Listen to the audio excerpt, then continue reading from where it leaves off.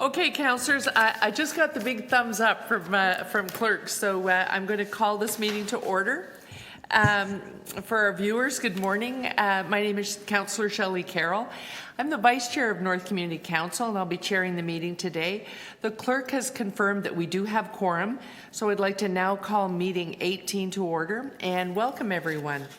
This meeting is being held using the city's WebEx technology, with members of council participating both in person, and as in myself in the council chamber, and by video conference. Most of the members are on video conference. City staff are also connecting to the meeting by that conference. City Hall remains closed, and the public continues to participate electronically. And they can also watch by streaming live on YouTube at youtube.com/Toronto City Council Live. Because we're meeting remotely, we're going to have to ask for your patience with any delays or technical issues. We currently do have people registered to speak who've been connecting and are now connected to the meeting by audio. The list of speakers can be viewed online by visiting the North York Community Council page at toronto.ca/council and clicking on the speakers box for today's meeting. Before we begin, I want to remind you about the important health and safety measures that we all must follow today. Attendance in the room is limited to only those persons who are required to run the meeting. A number of clerks, audiovisual, and IT staff are with me today. Members, this is a paperless meeting. The city clerk has provided all of the agenda materials using CMP, the clerk's meeting portal, including any and all confidential materials. Clerk's IT staff will be available both in person and to remote participants to help with your devices. I'd like to remind staff to keep their mics muted with their videos turned off unless they need to answer questions or speak to the committee. This will make it easier for me as chair and for those watching on YouTube to observe the members as they participate in the debate and vote on the items. As part of each agenda item, I'll ask members to raise their hand or to unmute their mic if they wish to question staff or to speak. With only 4 participants, I ought to be able to keep track of hands if you all have your video on.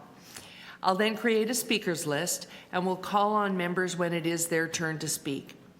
When voting on an item or a motion, I ask that members ensure they turn on their video if applicable and to raise their hand to indicate their vote. To ensure that I can see all members, I'll ask that you keep your hands raised until I have reviewed all members in any vote. Members, I want to remind you that you must still submit and approve your motions by email. The clerk staff will not be printing motions for your review. And as there are no members in the building other than myself, we can skip right to how you do that. Staff are available at nycc@toronto.ca to help with motions. If there are any visiting members of council attending the meeting today, I would encourage you to turn on your video as well so that I know you're present and can give you an opportunity to ask questions of staff or to speak. This will also assist the clerk staff to record your attendance at the meeting. Although we are in different locations and meeting remotely today, the Community Council would still like to acknowledge that the land we are meeting on is the traditional territory of many nations, including the Mississaugas of the Credit, Anishinaabe, Chippewa, the Haudenosaunee, and the Wendat peoples, and is now home to many diverse First Nations, Inuit, and Métis peoples. We also acknowledge that Toronto is covered by Treaty 13 with the Mississaugas of the Credit. So it's now time for me to ask if there are any declarations of interest under the Municipal Conflict of Interest Act. If you do have an interest, please raise your hand now and unmute your mic. Seeing none, that takes care of conflicts of interest. So now all I need is a motion to confirm the minutes of our last meeting of September 10th, 2020. Members, do I see a hand to move the minutes? I'll take Councillor Cole. Councillor Cole is moving. All in favor of the minutes of September 10th, 2020? Opposed? That is carried. Thank you. And I understand from the clerk that we have 4 new items of business, one of which is mine. We now have an item 22, 23, 24, and 25. I'm going to suggest we move those all together. Can I have a motion to add 4 additional items of business? Councillor Cole, thank you. All in favor? Opposed? That is carried. So that means we have a total of 25 items, councillors, and hopefully we can get through those. I'm now going to move to the agenda review of the items that are not specifically timed, and that means that we start at item number 6. Item number 6 is a preliminary report, a zoning application for 379-381 Wilson Avenue, which is Ward 6. That is Councillor Pasternak's ward. He hasn't left any special instructions, so I'm just looking for a motion to move the preliminary report. Deputy Mayor, can I count on you to move that? All in favor? Opposed? That is carried. Item number 7 is a preliminary report, zoning bylaw amendment application for 355 and 357 Roehampton Avenue, which is in Councillor Robinson's Ward 15. And she's left no special instructions, so I'm looking for a motion to move that preliminary report. Councillor Fillion, all in favor? Opposed? That is carried. Thank you very much. Item number 8 is a preliminary report, zoning bylaw amendment application for 2699 to 2701 Keel Street. That is in Councillor Pasternak's ward, and again, he's left no special instructions, so we can move that preliminary report. Looking for a motion. Councillor Cole is moving the preliminary report. All in favor? Opposed? That is carried. And last preliminary is item number 9, official plan amendment and zoning bylaw amendment application for 4050 Yonge Street. Councillor Cole, that's in your Ward 8. Do you want to move the preliminary report? All in favor? Opposed? That is carried. Okay. Those are the preliminaries. Item number 10 is also not timed, and that's a request to reopen item NY 1426, which was a request for zoning bylaw amendment to reallocate section 37 funds received from a development. That is in Ward 6. Madam Chair. Yes. Point of order. Councillor Cole? Point of order. Yes. Yeah, I was unmuted. I'm unmuted now. Yep. I was hoping that the item just went over 4065 Yonge Street, whatever it was. 4050 Yonge Street, yes. I just wanted to hold that. I wanted to hold that for a minor amendment that I'm working on, be sending to the clerk. Oh, okay. There's one of those technical difficulties. Your mic was muted. When your hand went up, I thought you were moving the report.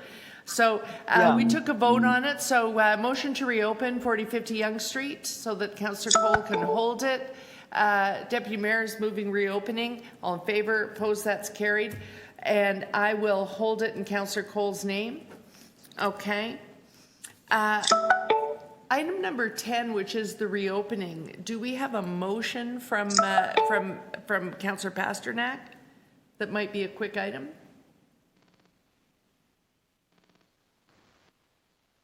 Oh, the technical amendment. I just don't have it in print. It's in the report, I guess. Okay.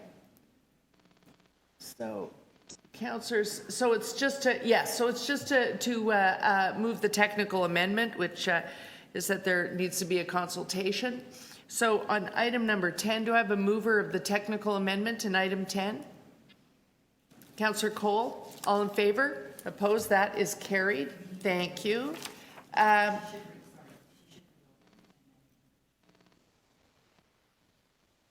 Vote on the reopening and then vote on the technical amendment?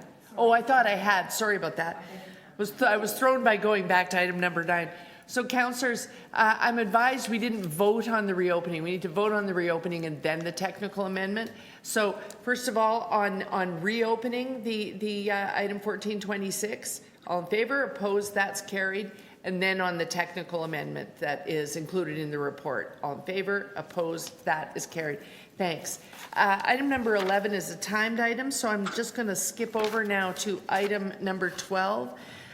Which is in my ward, assumption of services, Orchard Ridge, Heathview, to to assume new public street Valier Place and services. I'm going to hold that because I have one more question of staff. Item number 13 is not timed. Renaming Loxley Avenue, extending between Eglinton Avenue West and Hopewell Avenue. Councillor Cole, that is in your ward. Do you want to move the staff I'll recommendation? move approval. Okay, approval of the... I have a question, Madam Chair, just on that. Yes, Councilman Wong. I remember at the last council meeting, there was a report, it was the Dundas Street report. We froze all the renamings, didn't we? Why don't I hold the item down and we can check on that? Maybe the clerk's office can check, because I seem to recall that all the renamings of anything were put in a hold pattern until the report came back in the new year. I'm just curious. I'm not trying to hold it up, but if the rule is the rule. Yeah, I'll ask them to check on this because this one's kind of a gray area. The rule was in place. I'm sorry, was that a point of order, Councillor Cole? It's okay. Yeah, we have Mr. Rodriguez will speak to that. It doesn't come under that because it came up before the council report there from last council meeting. Yes, anyways, Mr. Rodriguez can speak to that. I don't believe I have anyone registered to speak. We'll hold it down, and the clerk's advice may be all we need because staff have already recommended approval.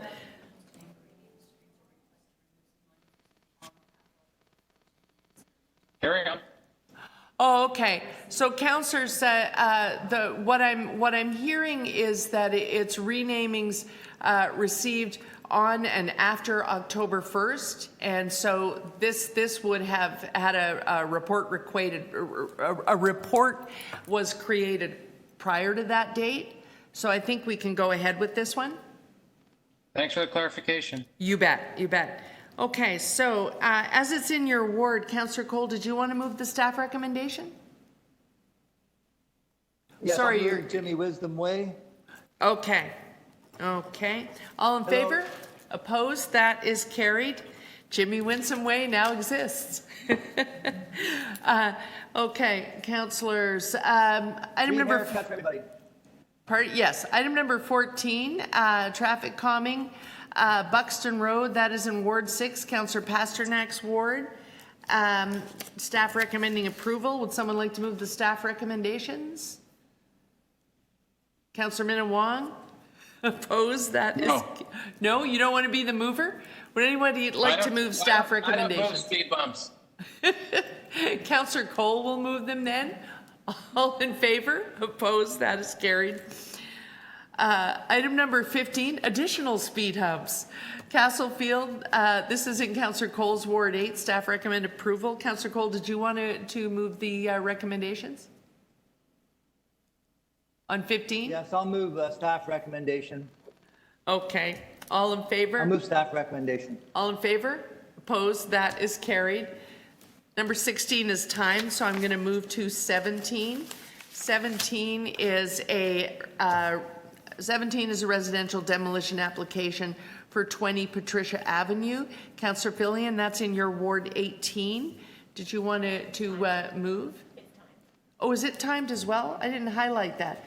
Sorry about that. That one is timed as well for 10:15. So what about 18 is timed as well? Oh, right. That takes us all the way down to item 21, councillors. Reopening item NY 1130.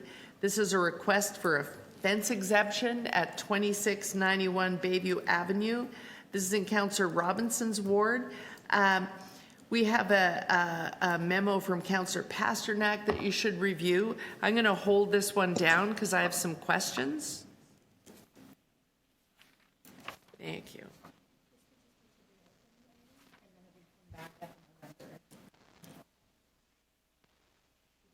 Oh, okay, so he's already doing it. So, councillors, if we vote on the reopening on 21, we can move to reopen it now. The request is to defer it in any case to November. So if we move the reopening, I'll move a deferral motion right after. So can I get a mover for the reopening? I'll move that myself. I'll move it. Oh, okay, thank you, Deputy Mayor. Deputy Mayor is moving the reopening. All in favor? Opposed? That is carried. And then on the motion to defer the item to the meeting in November, do you want to move that as well, Deputy Mayor? Yeah. Okay, all in favor? Opposed? That is carried. Okay, thank you. What time is it? Can we do have some items we can go back to now because yeah, let's we might as well look at the new business items because people may want to treat them as quick items. New item number 22 is 5799 through 5915 5915 Yonge Street, Newton Brook Plaza, Expanded Community Center from Councillor Fillion in Ward 18. Councillor Fillion, did you want to quickly speak to that? Is this a quick item?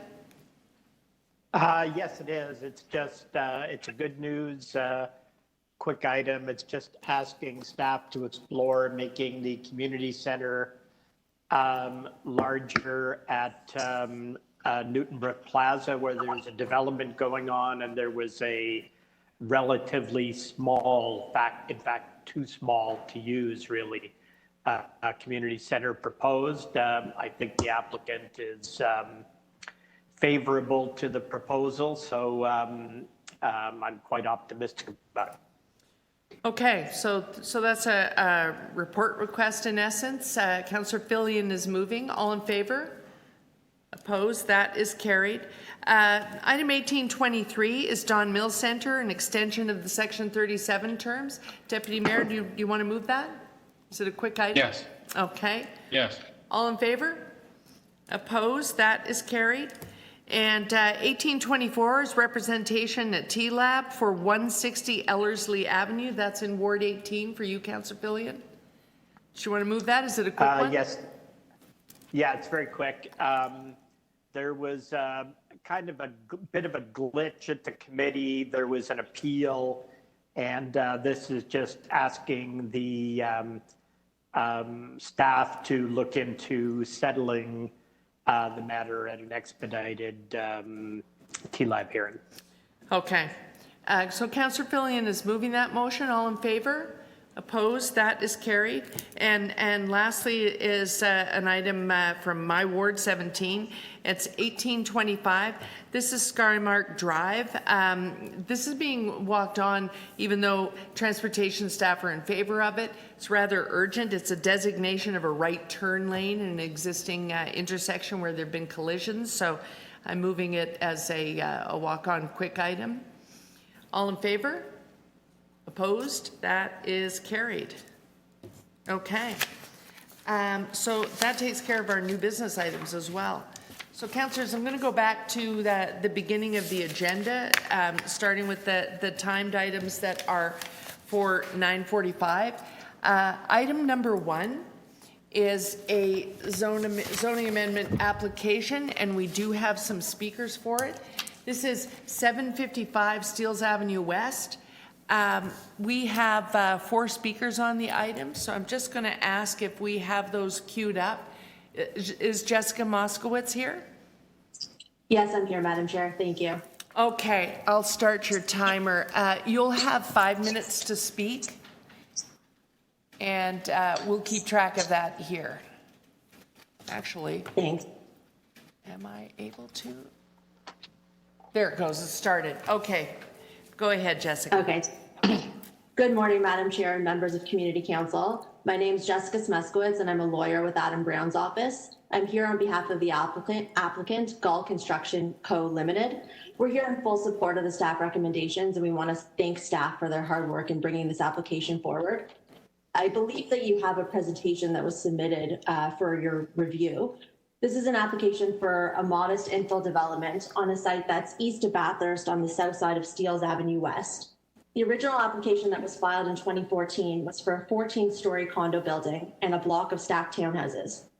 Over the past 6 years, our client worked with city staff to revise its proposal in response to comments from planning and from the local community. The height of the buildings was reduced from 14 to 10 stories to fall within a 45-degree angular plane from the neighborhood to the south. The unit count was reduced by 39 units, the floor plate of the building was reduced significantly to remove the southwest section of the building in order to provide for an increased open space on the site.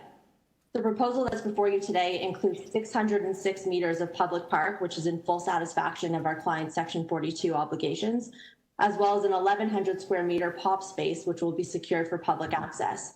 We've reviewed some of the comments that were submitted from members of the public that the proposal is taking away green space. In fact, it's quite the opposite.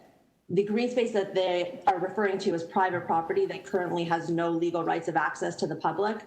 The future park and the POPs area will be secured for the enjoyment of current, future residents and for the public to enjoy. The proposal also includes a significant Section 37 contribution of $2.276 million that will go towards park improvements in the vicinity of the site, as well as improvements to the existing rental building, which includes new indoor amenity spaces, new outdoor amenity space. And I just wanted to quickly address a few of the concerns that were raised by the community through their written letters to Community Council. Firstly, as I mentioned, the proposal is actually increasing the amount of publicly accessible green space on the site significantly, with over 1,700 square meters of open space, combined public park and POP space. I know there was a concern about building code compliance. While we're only at the rezoning stage right now, when our client submits working drawings to pull a building permit, they of course have to comply with the Ontario Building Code. I understand there was a concern about sanitary capacity. Our client's engineer submitted a report that recommends upsizing 8 legs of the sanitary sewer in the area to ensure there's significant capacity with this new development. The city's engineers have reviewed and signed off on this recommendation, and the cost of this will be fully paid for by my client. There were some questions about the existing surface parking spaces being lost. The 59 current surface parking spaces are all going to be relocated within the underground garage, so there's no loss of parking spaces here. And lastly, our client has agreed to work with the city and the community to develop a construction mitigation and tenant notification plan in order to minimize any construction impacts on the existing tenants on the site. Again, I just wanted to thank city staff and the local council for working diligently and cooperatively with my client during this rezoning process. And we are in full support of the staff recommendations for the site. And I'm happy to answer any questions that you might have. Thank you. Okay, thank you, Ms. Moskowitz. Are there questions of the deputy? Yes, I have a question. Okay, Councillor Fillion. So in your presentation, you mentioned the Section 37 amount of 2.276, I believe it is, to be used for a number of things, and then you added an improvements to the existing building. My understanding was that it would be a different, that the improvements to the existing building would not be coming out of that money. Did you misspeak? Yes, the Section 37 contribution is for the local park improvements. The improvements to the existing rental building is above and beyond the 2.276 million. That's secured separately. That's correct, Councillor. Oh, okay.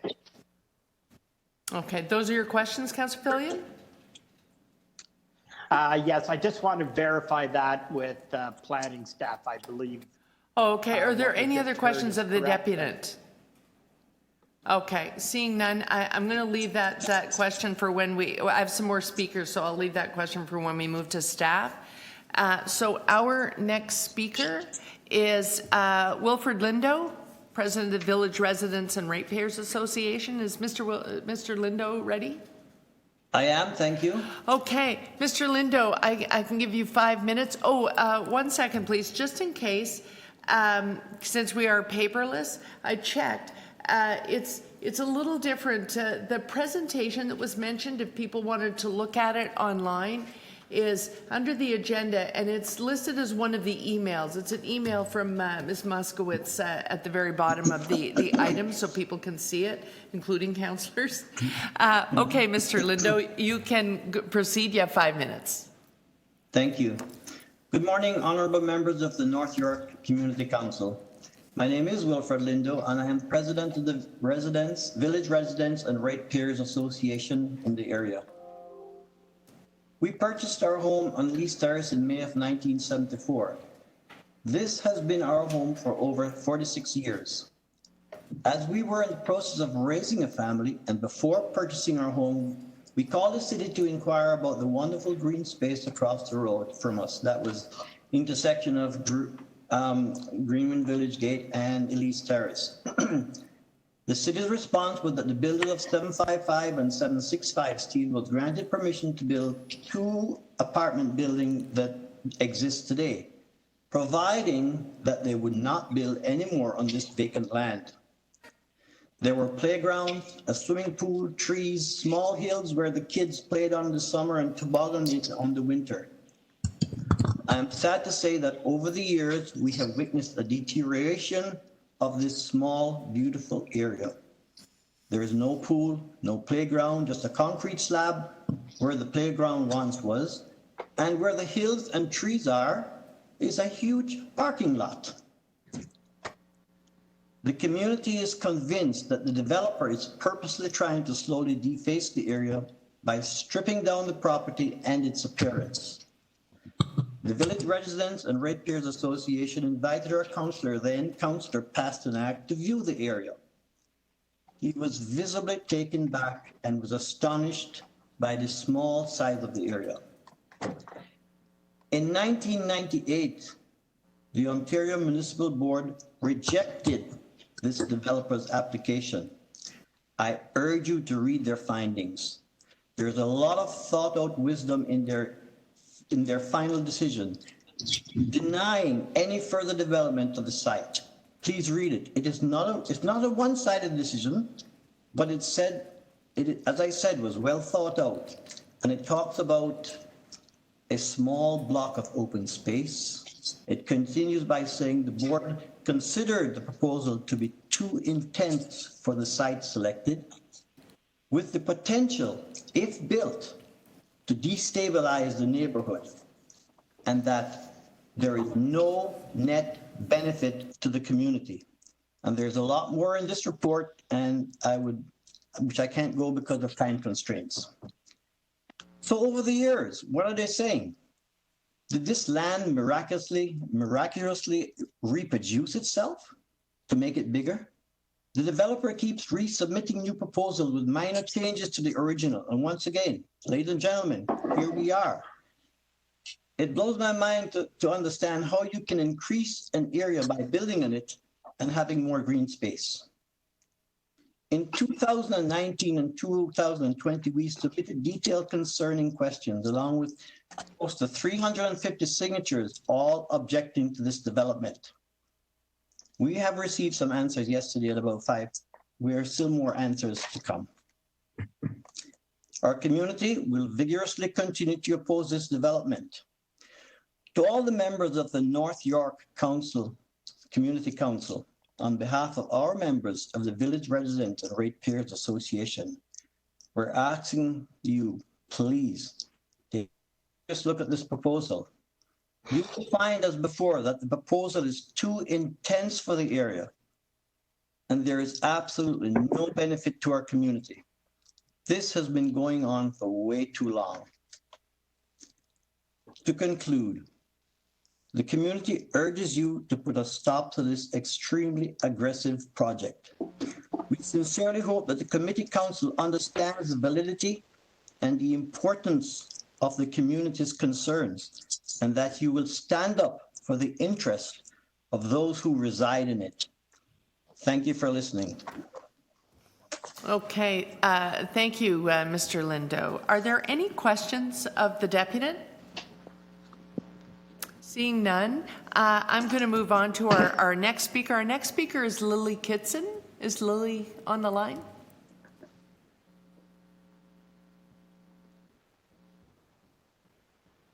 Ms. Kitson?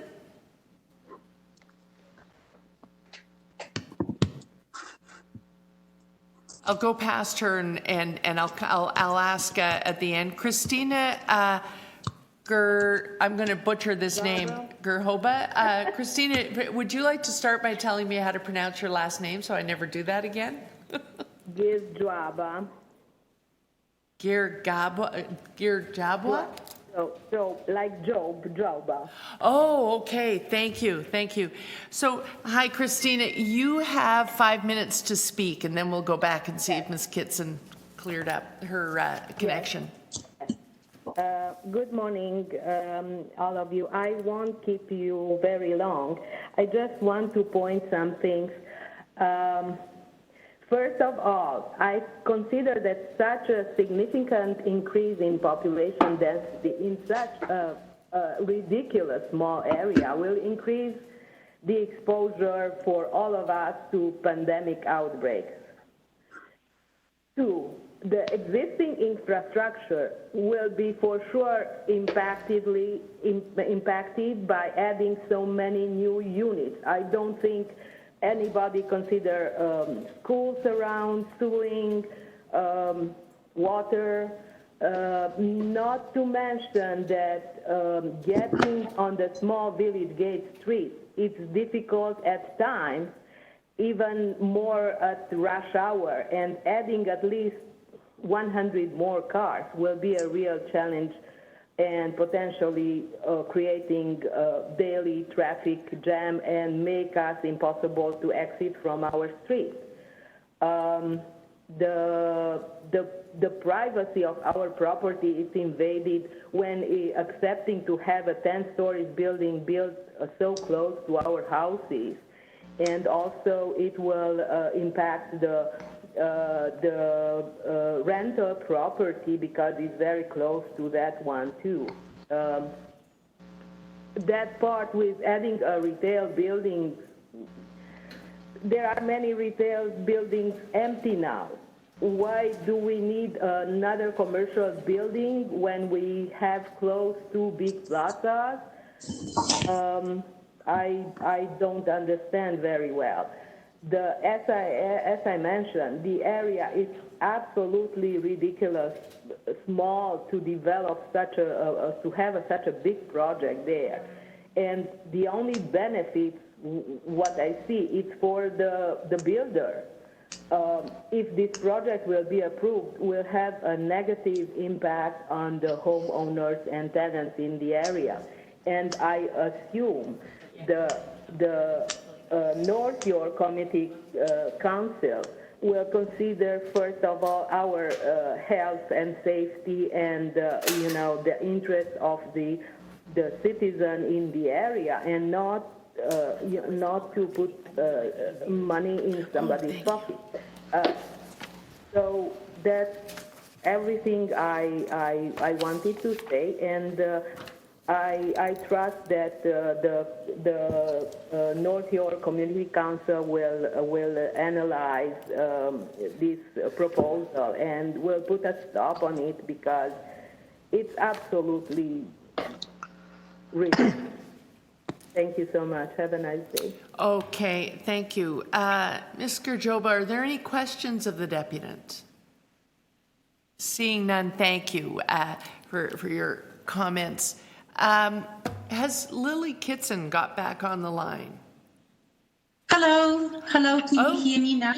There she is. Hello, Ms. Kitson. I'm glad I tried again. We can give you 5 minutes.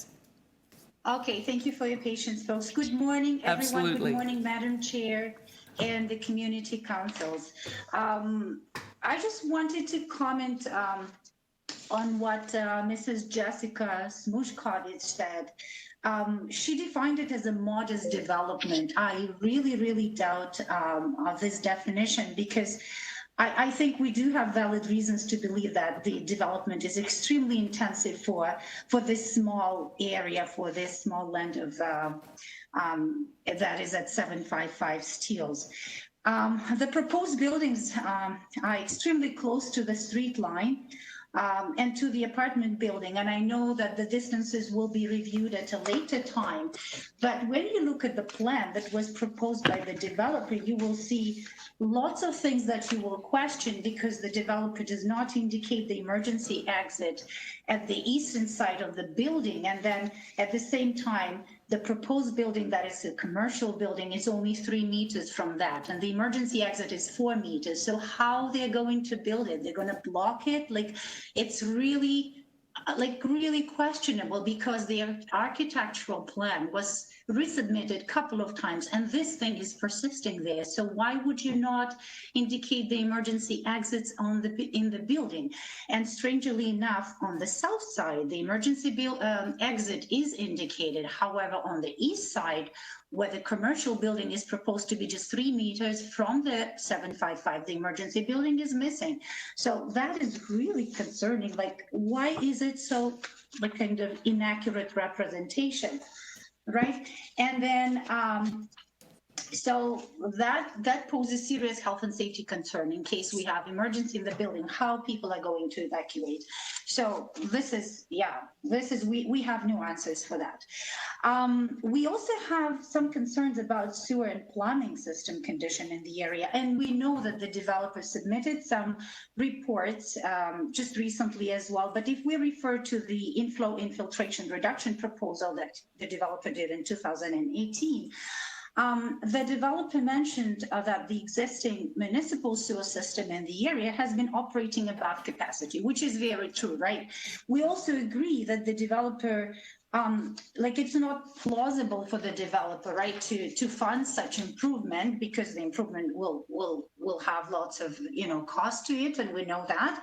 However, if the improvement is not made to the sanitary system and the city has no capacity to improve it, then adding more buildings in the area, and I'm talking about this huge building of 10-story building, and other proposals are here in place. For example, our neighbors at 765 is going to propose another high-rise buildings and the others as well. So we're pretty much aware what's going on in the community. So adding those things to the old sewer sanitary system, I don't know how plausible it is if it is already working above capacity and the city has no 55 or whatever the developer mentioned there. What is the number here? 55 million, right? That was the estimated cost in 2008. So potentially, if we're adding more to the system that is already working above capacity, let me ask you a simple question: how we can increase the safety of the system if we're continuing to push and push and push on it?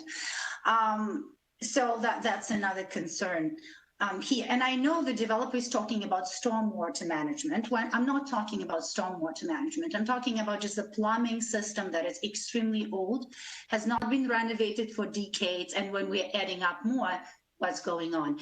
I would like to mention that we all know that the city has to be developed, right? We cannot deny everything under the sun. But I would like to bring this attention to our community councils that it has to be reasonable.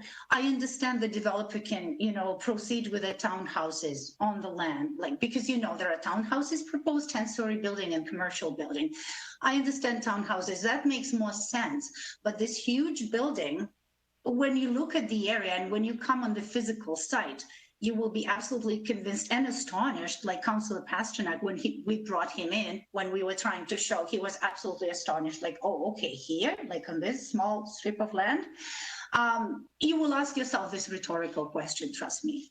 So that is the concern. And I think Ms. Jessica, am I running out of time? Yes, I was just about to say I'll need you to wrap up. Sure. I looked at the screen. So anyway, we can add up more, I think, in writing to our concerns. But thank you very much for listening. Thank you, Ms. Kitson. Are there any questions of the deputant? Seeing none, that is it for the list of speakers. So I'm going to move now to questions of staff. I know Councillor Fillion has some questions of staff, and I have one as well. Do you want me to go first, Councillor Fillion, so that you'll know what it is? Yep. I just have one question of staff. Do we have the staff to the floor that'll be answering on item number 1? I don't see them on the screen, but I'm going to assume that if you are answering a question, you'll be turning on your video and your mic. That'd be real useful. There we are. We're here. Thank you, Julio. So I just have one quick question with regards to the 10-story building. This is a Tower in the Park infill situation as I read it. Do we have somewhere in the report confirmation that the buildings meet the separation distance? So, Councillor, the buildings, yeah, it's in the report. The building is the 10-story building, which might be classified as a mid-rise as opposed to a tall building, but regardless is 24 meters building face to building face from the existing building. Okay. And it's underneath a 45-degree angular plane from the neighborhood. Right, okay, thank you. That was my only question, thank you. So if there are no other questions, I'm going to go to Councillor Fillion, the local councillor for this item. Councillor Fillion, you had some questions of staff? Yeah, just first on the Section 37, I just wanted to doubly verify that the 2.276 million is for parks improvements and other things of that sort, and there is a separate fund being provided by the applicant for repairs and upgrades to the existing building. Is that correct? That's correct, Councillor. So there's the Section 37 payment, which goes to local parks improvements and other areas as recommended in the motion, and then separate and on top of that are the improvements to the existing rental building. Okay. The second question had to do with the emergency exits. I think that's a concern I haven't heard before. Can anybody on staff comment on that? Yep.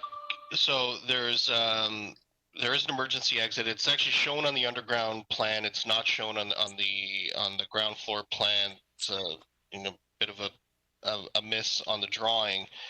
So obviously, this is a site plan detail. It's not a rezoning detail. The applicant would have to comply fully with the fire code before they could pull a permit. That said, there's the ability to either relocate the stair or move the massing of the commercial building to accommodate the existing stair. So we've looked into that. We're satisfied that it can be addressed comprehensively through the site plan process. Right. And as far as protections to anyone, I think you said this, but if they're not in full compliance with fire code and whatever other codes would be in existence, they simply can't get a building permit. That's correct. Okay.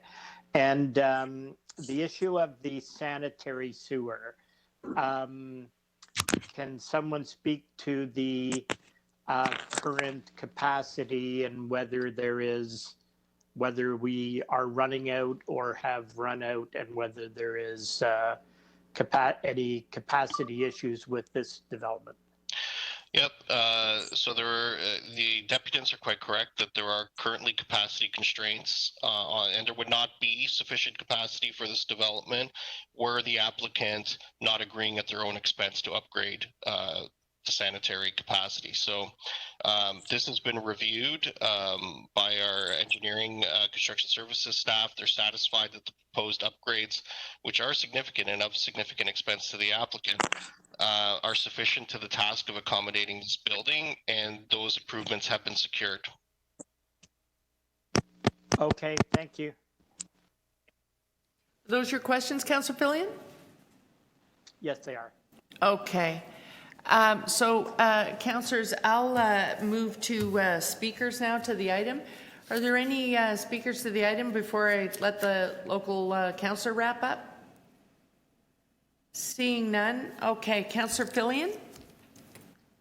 Yes, thank you. I did meet with the residents. I think most or all of the people who made deputations shortly after becoming the councillor for this area following the last election. It was previously Councillor Pasternak in this corner of the ward. Many similar concerns expressed at the time. And, I understand that, of course, they would rather have things as they once were, where it was, lots of open space and, not a 10-story building going. However, we did spend a lot of time at that meeting talking about things like the 1998 OMB hearing and how unfortunately, in 2020 under a totally new regime, that really doesn't mean anything as far as getting an application like this turned down.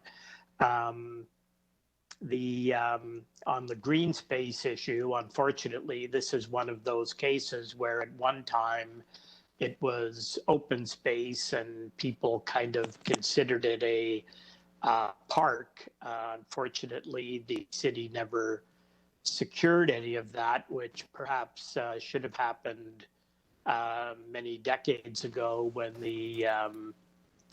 the development was first built. But like other developments of this type, that wasn't done, and so we're faced with the current situation whereby at very close to the on Steeles Avenue, close to Bathurst. This is a, by 2020 standards, this is a relatively small redevelopment or additional development on the site. I have certainly seen much worse. And if there was a planning reason to turn this down, I think, as my colleagues know, I would be using that to turn it down. However, I don't have one. The 10-story building, as Julio said, is under the 45-degree plane. We are securing as much city-owned parkland as we can. We have a very good Section 37 agreement, so I'll be able to work with the residents to plan exactly what they would like to have there and what that can look like. There is a neighboring application which is not so great at the moment, and we're still working on, but whenever that comes in, if it does get approved, there will be an adjacent piece of parkland. So between the two, we will end up with a kind of good modern city-owned park, forever park, for the residents in that area. And I can't find anything wrong with the application, nor can city staff. So I will be moving the staff recommendations. There is a technical amendment that was brought forward by staff, so I'll be incorporating that as well. Oh, okay. Okay, so the technical amendment, I actually should have asked you to read at the beginning, but can it be shown on the screen? Okay.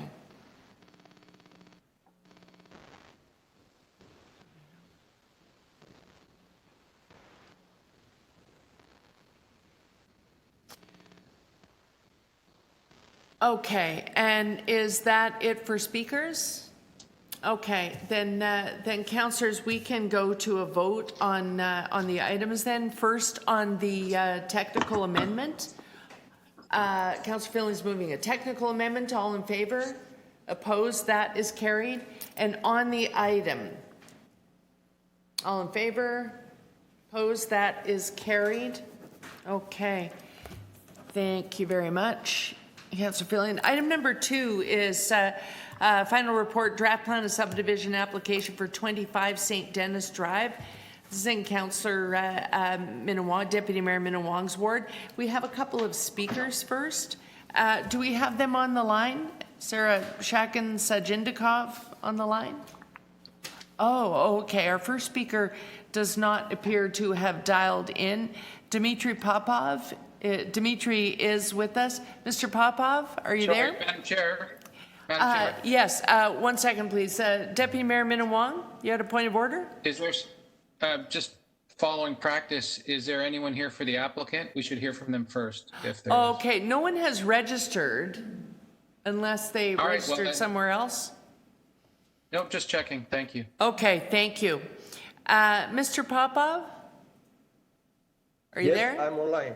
Oh, okay. I'm going to start your clock. Good morning. I can give you 5 minutes. Okay.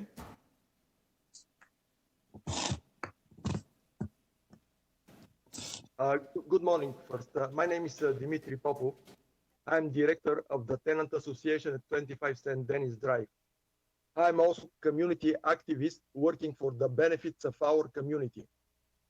A letter dated October 5th with subject City Council and its committee's meeting on October 7th, a proposal for new development at 25 St. Denis Drive and corruption in progress, file 19-10-5324, was delivered to all councillors sitting on this committee.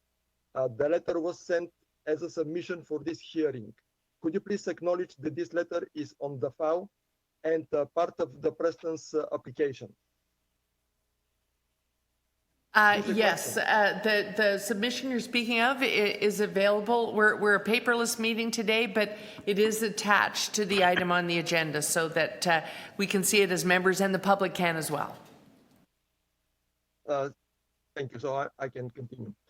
I'm taking part in this meeting as a representative for these two groups. I'm also a resident at 25 St. Denis Drive. As I'm sure you realize, we all will be seriously impacted by the landlord's new development. The city felt in its obligation to inform the residents and the community. We were not provided with the information we need with respect to the Preston's project, and therefore were not prepared for presentation and defend our interests and legitimate rights. Please give your full attention and consideration to the letter on file dated October 5th, 2020, that was delivered to you and was filed as a submission for today's meeting. The residents and the community are equal stakeholders, and their say should be heard and considered. On that grounds, I'm making a motion to this committee for a new date for a hearing so we could have sufficient time to prepare for a presentation. And yes, in conclusion, please give your full attention and consideration to the letter on file, dated October 5th, 2020. This is my say. Okay, those are your comments. Are there any questions of the deputant? Okay, seeing none, your issues raised will probably be posed as questions of staff. Thank you, Mr. Popov. Okay. Sure. I'm just going to ask again, did the other deputant tune in, Mr. Sajindikov? I guess not. Okay. Okay, so I haven't seen any. So I'm going to move to questions of staff. Are there questions? Sure, I'll ask questions. Okay. Councillor Minnan-Wong, questions of staff? Yeah, so when did this application first start on this site? This is an infill application, correct? Through you, Madam Chair, correct. The rezoning application first came in 2015. In 2017, there was a request for direction report. This was a non-decision. The applicant appealed this, and it was LPAT OMB decision back in 2019 for the zoning on this. So what's before the committee today is the actual plan of subdivision. It's to create the lots, it's to create the parcels, it's to create the park block and the public street. But the actual rezoning process was initiated back in 2015. 2017 there was an appeal, and 2019 there was a settlement at the LPAT. So when these things, all these items appeared and came to committee or came to council, I'm assuming that there was a public meeting and that there was notice and all the interested parties were given notification of all these matters that were coming before council and coming before committee. Am I correct? There would have been a preliminary report on the rezoning application. There would have been a community consultation meeting. There would have been notice of the request for direction report. And if any of the residents were participating in the OMB proceedings at the time, they would have been notified of that as well. Right. So if you attended the public meeting, for example, you would have written your name down as attending, and you would have gotten notice. Similarly, would notice have been given to the people who lived in 25 St. Denis, given the proximity to the application? I believe for the zoning process, yes. Okay, and then correct, if they had put their names down for subsequent notification, they would have been notified of that. So all these people that were part of this process are within 200 meters of the application. They would sort of been informed of, let's call it the main event or the material change and what the proposal was going to be. Is that fair to say? That's fair to say. This application before you itself, like I said, is to implement that plan. So it's more of a technical thing than a material thing. The material, is that fair to say? Correct. We're not discussing the height of the building or the number or the buildings or their location. That's been determined already. Okay, so I now want to move to what we're dealing with right now. So I don't know, Madam Chair, if this is John's question for Mr. Andrzejewski or the clerk's office. Did we provide sufficient and efficient notice to the community for this particular report?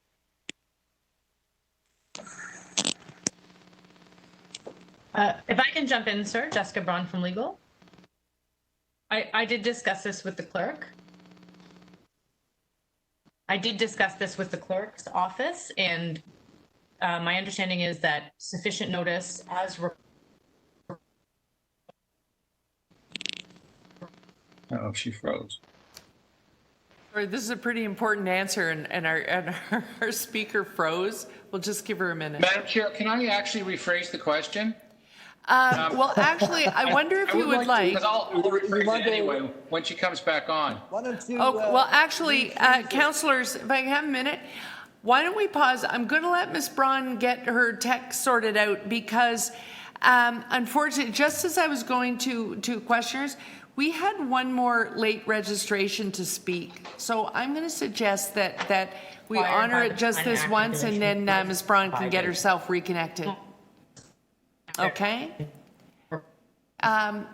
Is that speaker ready to go? Okay, just 1 second. We're going to patch them in.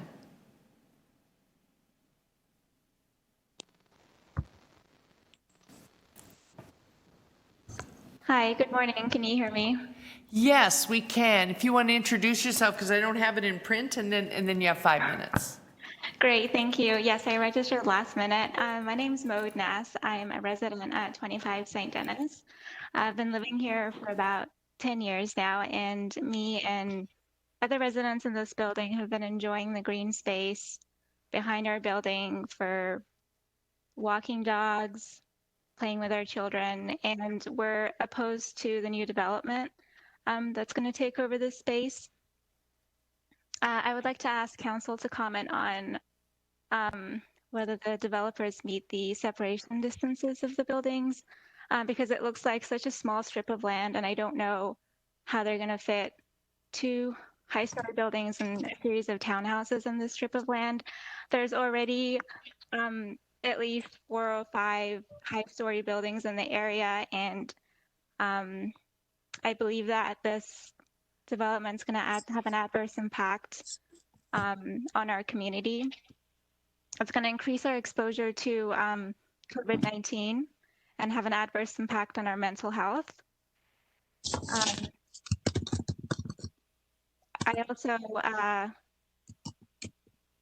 It's also going to increase our population density. I know that with the Eglinton subway opening up in the next couple of years, it's an attractive piece of land to develop these buildings, but I want the council to seriously consider how it's going to impact the residents of this adjacent building.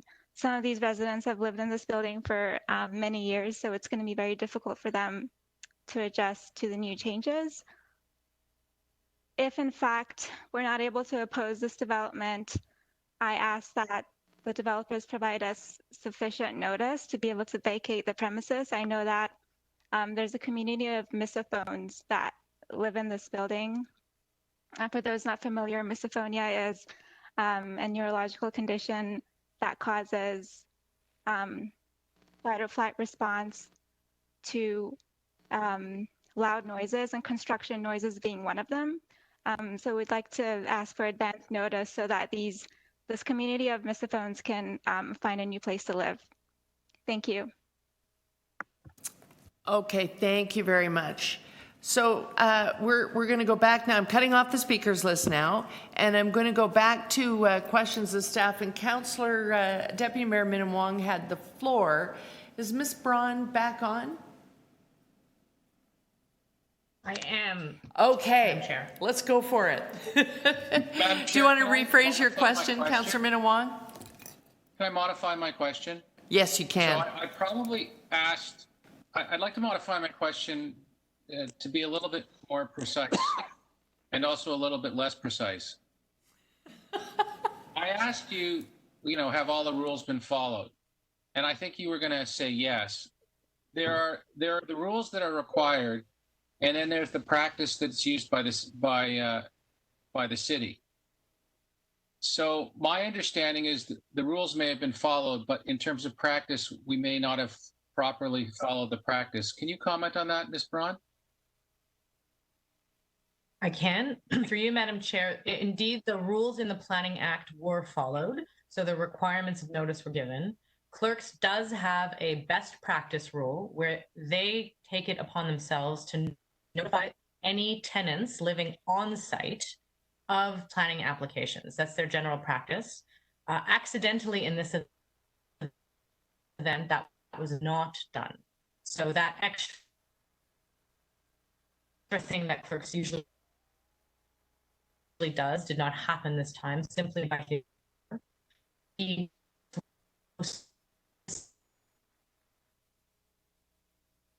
Uh-oh.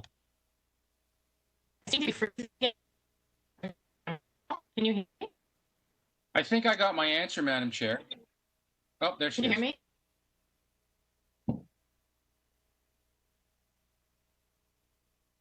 I am. The answer, as you said, Yes. is that in fact clerks did not follow its own best practice in this instance. I was just going to note that there was a sign posted on this with information about this planning application. Okay, I got it. Give you some latitude because we got interrupted. Do you have any more questions? Yeah, I do have a question of the clerk's office. Yes. Since it is our general practice, but not required by the Planning Act, to give notice in this circumstance with the application for subdivision, would the clerk's office be able to make arrangements to correct the problem that's been raised where the practice hasn't been followed, so that notice can be sent out and we could deal with this at the next meeting of Community Council? Madam Clerk, would that be possible? Yes, that's certainly possible. All right, I'd like to speak to this, Madam Chair, I'd like to speak to it, please. Okay. I had a question of staff that I think might be relevant to the notice that's going to go out, so I'll ask that and then we'll go to speakers, if you don't mind. Sure. Okay. I wanted to ask planning staff about the notice that is sitting on this property. It's pictured in the residents, one of the residents' submissions. And I'm trying to square what this notice says on the sign with what the reality that Deputy Mayor Minnan-Wong's questions just made clear for us. The components of the development that will eventually be built on this site, they have already gone through our entire process and gone through an LPAT, so that the densities that will eventually be on the site are already provincially approved. Is that what I heard? Madam Chair, yes, that is correct. The buildings, the 37-story building, the 12-story mid-rise, the townhouses, that has already been determined by the LPAT. we are still finalizing the bylaws. One of the requirements was that they submit this plan of subdivision in order that we ensure that we secure the public road, the public park, and the development blocks. That has already been determined. So- This application is to put out the blocks, to create the blocks. So my question then is, and I'm not trying to be flip, but if that's the case, then my question is, who designed the sign that is sitting on that property right now? Because the sign that is sitting on that property does not make that clear in any way, shape, or form unless you know what a plan of subdivision is. What it says, and I'll read it in case people are not on that page, is the draft plan of subdivision application proposes to subdivide the land into 6 blocks that includes the creation of a new public park and a new public street to accommodate an infill development that contains an existing 17-story rental apartment building at 25 St. Denis. New development includes a 37-story residential building, a 12-story residential building, and 2 blocks of 3-story townhouses. In a community, my question is this, did anyone take into account that we're talking about a community where people very much come and go? And so if 3 years ago that process took place, this sign does not indicate that all of those densities on the sign that people are quite used to seeing in Toronto for a rezoning application where nothing's approved yet. This looks like it's one of those. It does not say for the infill development already approved municipally and provincially. And hence, I've actually had to give a lot of latitude today. The density of the development actually isn't even in order when these deputants speak today. I've simply let them have their time. But this sign indicates to them that all of that is still up for debate. Whose idea was it not to include that this is approved on that sign? You, Madam Chair, typically when you see a plan of subdivision, you would typically see it going hand in hand with a rezoning application, and the two would go forward together. In this case, it obviously didn't go forward together because the zoning was dealt with separately at the LPAT. The sign accurately describes the plan of subdivision. There are also the staff report that's available online, which further explains what the proposal is and the history of the proposal. There's only so much we can put on the sign, and there's also the links to the city's AIC websites the website that also has the detail that further explains it. So if an atypical approach would be taken, then all you would need to do is change the sentence "new development includes" to "new development previously approved includes," and then the local councillor would not be dealing with people who think that all of this is still up for debate. Is it possible to, if we do this notice, to make that crystal clear in the notice that goes out? We can revise the notice to include that language. We can have the applicant revise the sign on site to include that as well. Thank you. Those are my questions. Are there any other questions? Councillor Cole, you had a question of staff? Yeah, besides the sign, given the complexity of developments and the different terminologies and the involvement of the provincial government along with the city government and LPAT and rezoning, and don't we have to look at better ways of communicating this complex information to people besides a sign on the location? Through you, Madam Chair. I mean, currently, when we provide notice such as this, we do the sign posting on site, and we do the notice. There's always a link to our application information center. There's always a link to notify residents that their staff report prepared that explains these things. I mean, this application has quite an extensive amount of history. There's only so much you can put on a sign or notice. So there are requirements to let people know what the application is, but that history is available in the staff report. Okay. Yeah, but I'm just saying that's not working. You can see by the deputants, That's not working. They all assume that the question of density is before community council today.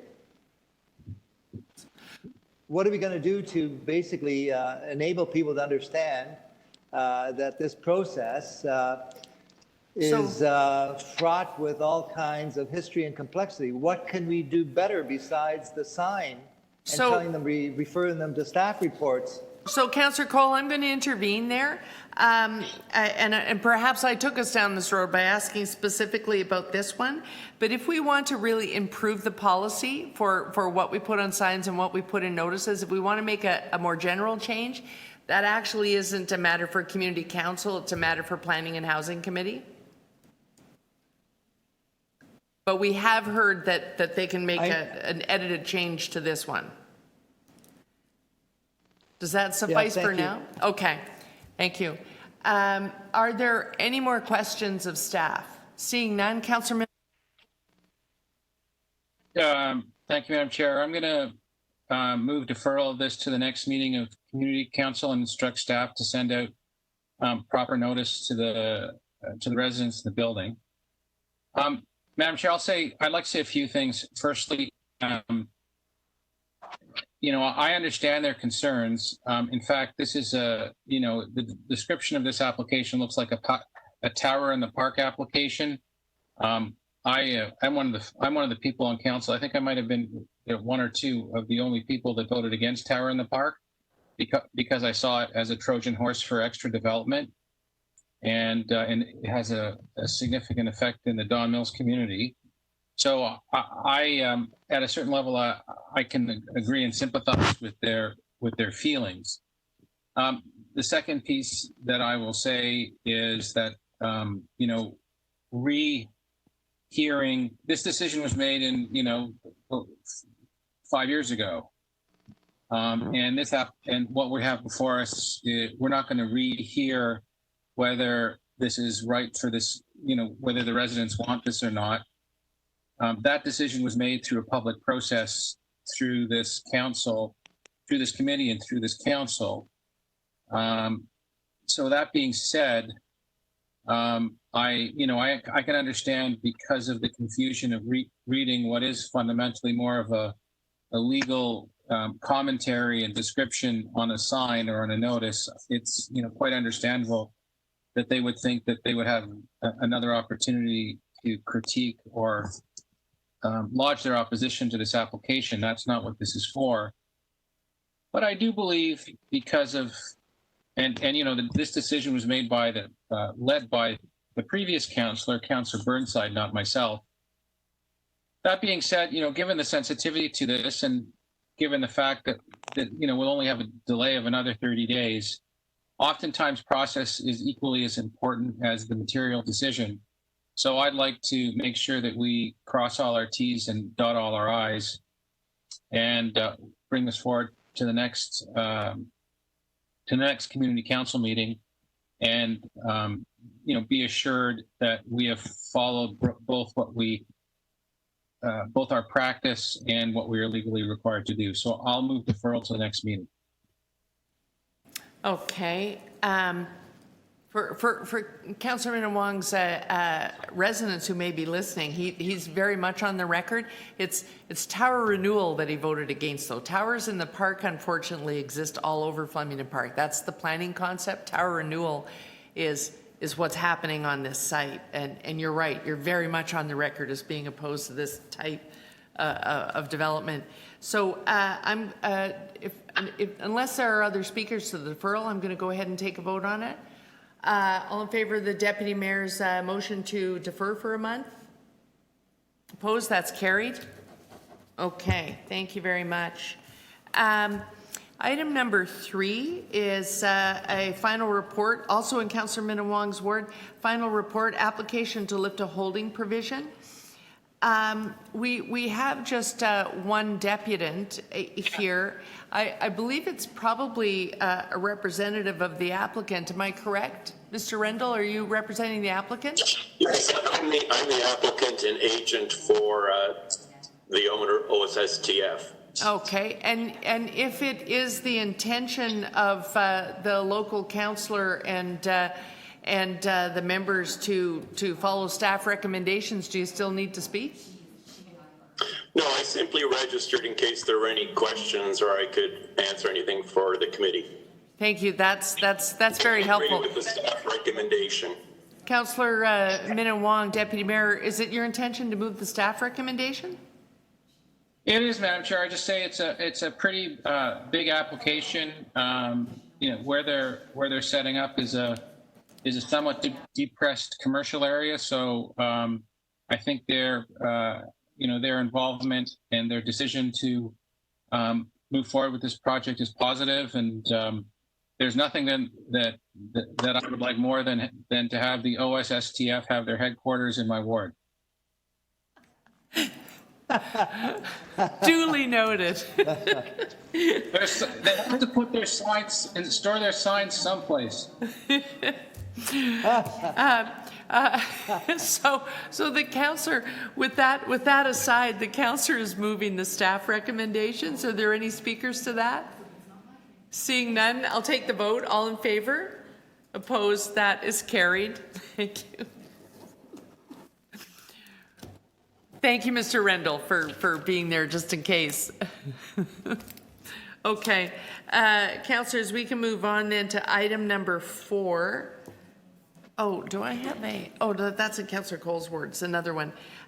This is item number 4 is a refusal report, zoning bylaw amendment application 36 through 44, Eglinton Avenue West.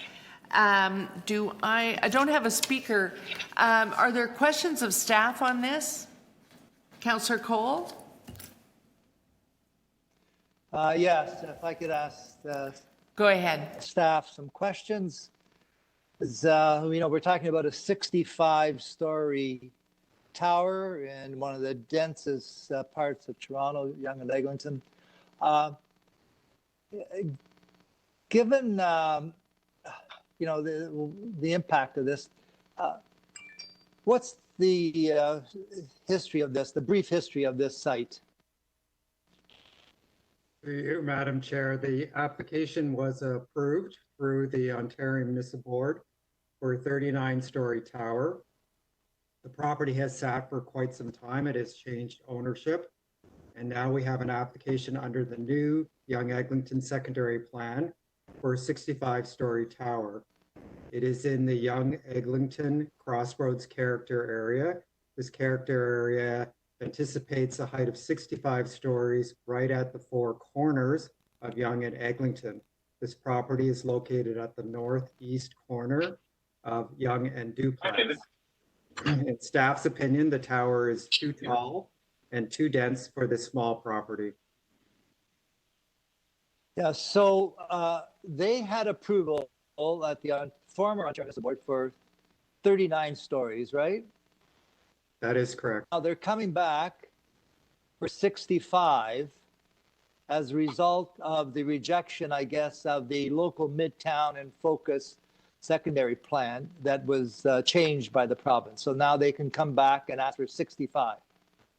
Yes, the height range within that area is actually 65 from the corner, transitioning down to 35 stories at its western edge, and this property is at the western edge. So 39 stories in our mind is in keeping with the intent of the approved secondary plan.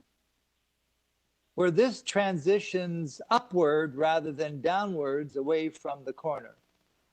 That is correct. Now, given that in your refusal report, you mentioned not only the fact that it's trending upwards, that there's no outdoor amenity space, that there's no proper setbacks, that it increases shading of the only parking area, Eglinton Park. There's no proper place to essentially load, unload, given that it does not conform with the Provincial Places to Grow Act. It does not conform with the city's official plan, the Eglinton secondary plan. What in the world is this developer proposing this for when he basically contradicts all these basic guidelines? What is he trying to do by coming forward with this without any changes, given staff has raised numerous concerns? I'm not going to speak for the developer, which is Lifetime. I'm not sure if they're actually tuned into this meeting. We did have a series of pre-application meetings with them about potentially adding a few floors through the Committee of Adjustment. That advice was given in terms of potentially slimming up the tower because its built form right now does not adhere to tall buildings performance guidelines. We talked about a path connection into the LRT subway station or through the RioCan property. That advice was not taken. I think this often happens with the developer. If they're not getting support for a few floors, they decide to come forward and expand their scope of the development well beyond what they have current approvals for in an attempt to get it approved through the LPAT. So therefore, if we support the staff report refusal, what are the next steps in this? This report allows us to be, if we do have an appeal on the application, to continue our opposition to the application. Both legal staff and planning staff would attend the LPAT hearing. Okay. Are those your questions, Yes. Councillor Cole? Okay, so therefore we go to the provincial appeal body for this hearing. Last question. Correct. Thank Okay, you. those are your questions, Councillor Cole. I have one question myself. I understand the original this is a location that had office in it, currently has office in it. What was approved using the old Midtown and Focus plan was 39 stories, and that included replacing the office? That is correct.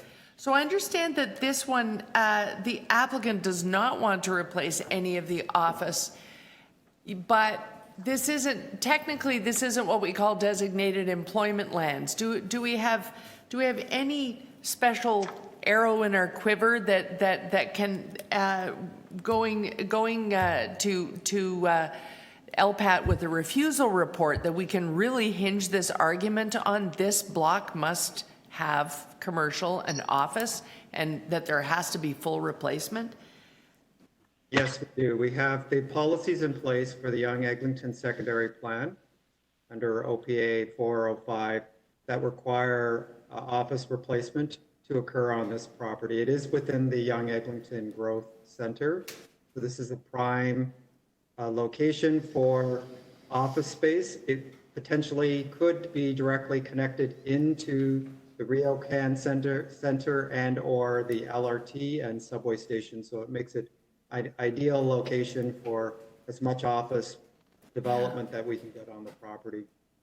Thank you. Thank you. Those are my questions. Are there any other questions on this item? Seeing none, I'll go to speakers.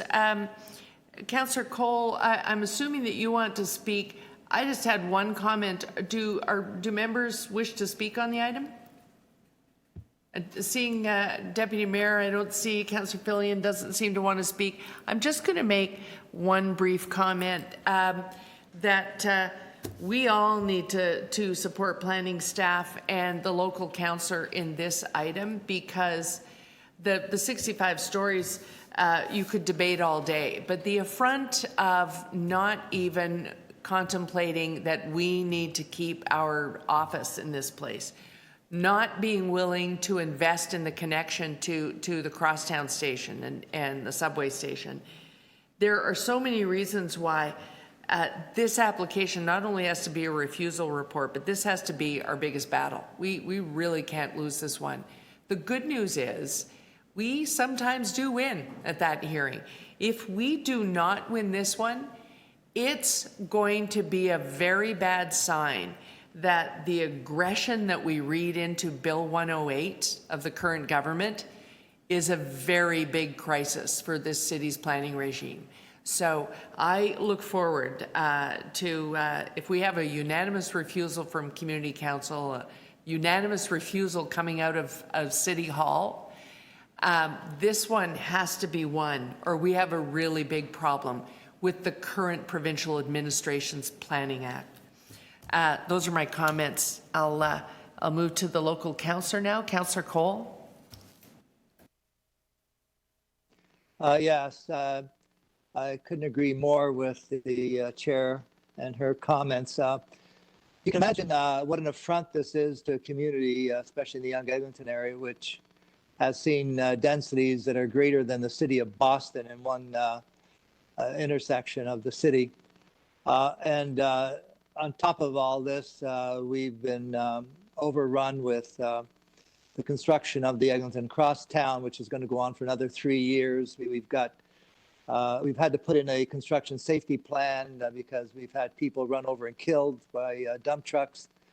So to have this come forward, and as I mentioned, staff has asked them to reconsider some of their proposal, but they refused. It not only 65 stories, it casts greater shadows on the only park in the area. We have a small little park, Eglinton Park, so this is going to block out Eglinton Park from the sun. It is, again, got no link to the underground subway at the Eglinton station. It doesn't comply with our office space requirements according to our official plan. It has no setbacks. It's right on the lot line to the street, to sidewalk. The loading area is a joke because we already have huge problems with unloading and loading on duplexes north of Eglinton. That hasn't been addressed. You can imagine especially nowadays with all the delivery of Amazon, Canada Post, etc.